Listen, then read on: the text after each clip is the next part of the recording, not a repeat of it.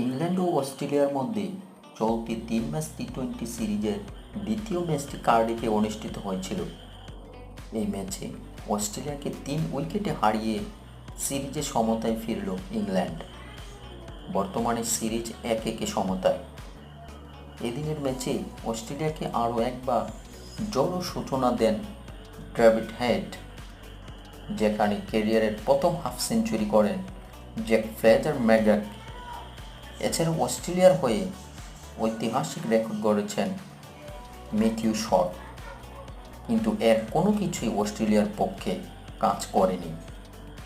Liam Livingstone এবং Jacob ব্রেথের 18টি boundary ও সমস্ত কিছুকে ছাপিয়ে যায় এবং ইংল্যান্ড সহজেই ম্যাচটি জিতে নেয়।